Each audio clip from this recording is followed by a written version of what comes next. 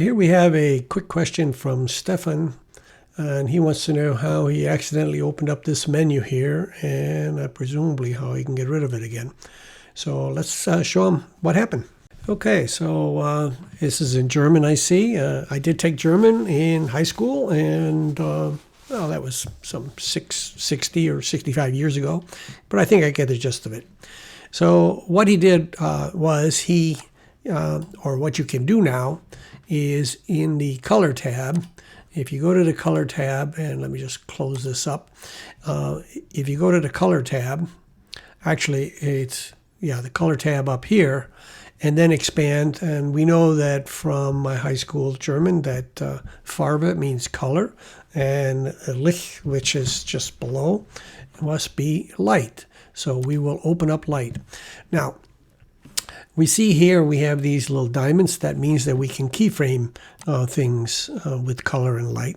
And so we'll just put a keyframe right here. And then we will put a keyframe down here. And then what you can do is you can change the brightness, or you can change whatever, and that would be that keyframe. But how he got into this in the first place was he clicked this little diamond here. And that brought this up, which is basically what he shows there. And it just shows the keyframes for the various different things, exposure, contrast, everything like that. But he also shows down below the types of curves that you can create.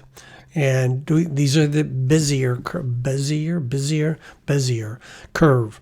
And so if you don't want something to increase at just an even linear, it's called, between one and the other, you could actually then choose one of these other things to put in. Anyway, it's really not a description of what you can do with all of this animation stuff. It's more about how does he get out of there.